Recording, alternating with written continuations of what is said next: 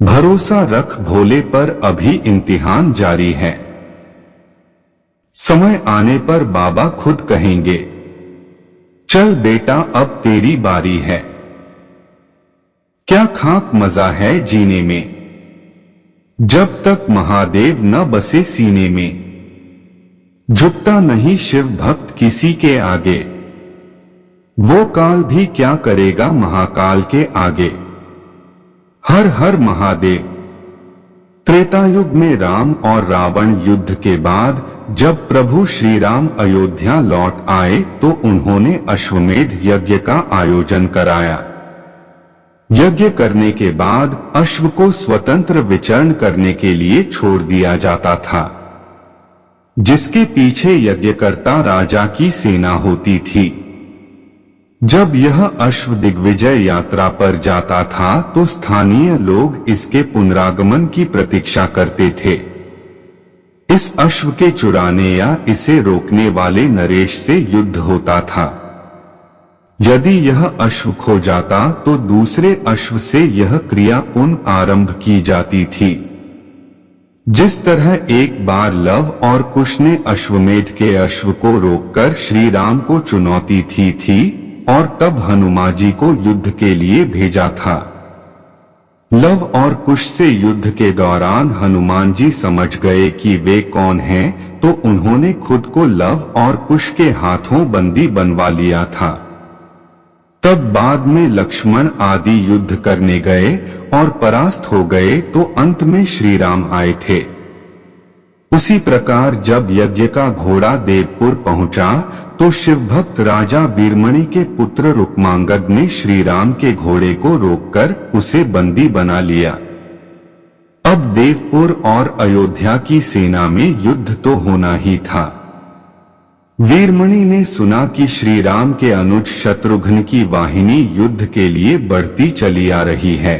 तब उन्होंने सशस्त्र सेना तैयार करने के लिए अपने प्रबल पराक्रमी सेनापति रिपुवार को आदेश दे दिया।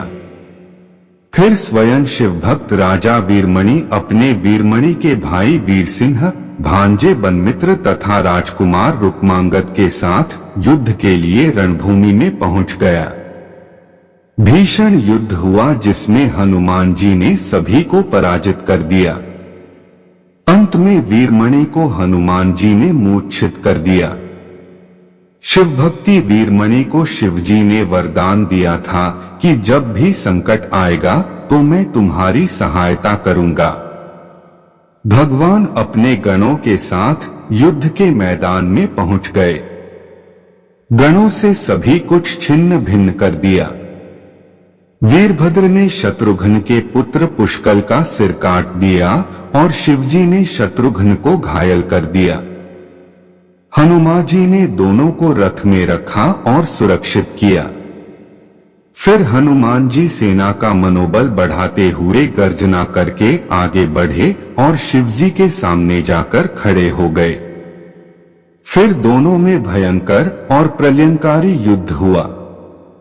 चूंकि हनुमान जी रुद्रावतार थे और उन्हें सभी देवी देवताओं ने वरदान दे रखा था कि कोई अस्त्र शस्त्र से तुम बंध नहीं सकते हो और ना ही पराजित हो सकते हो। इस कारण भगवान शंकर और हनुमान जी में प्रलयंकारी युद्ध हुआ। दोनों ओर से हर तरह के दिव्यास्त्रों का प्रयोग किया जाने लगा। हनुमान जी के पास शिवजी के हर दिव्यास्त्र का तोड़ था। युद्ध भयानक से भयानक होता जा रहा था। यह देखकर भगवान राम वहां प्रकट हुए और श्री राम जी ने हनुमान जी को समझाया कि आप किससे युद्ध कर रहे हो। शिव ही राम है और राम ही शिव है। यह सुनकर हनुमान जी को शिव में ही राम का रूप नजर आने लगा। यह देखकर वे अपना युद्ध रोककर भगवान शिव और राम के आगे हाथ जोड़कर खड़े हो गए। हनुमान जी के पराक्रम को देखकर भगवान शिव बहुत ही प्रसन्न हुए और हनुमान जी को मनचाहा वर मांगने को कहा। इस प्रकार इस युद्ध का अंत हुआ। इस युद्ध में श्री राम और भगवान शंकर ही लीला थी। इस युद्ध में भगवान शंकर हनुमान जी की परीक्षा ले रहे थे। हर हर महादेव।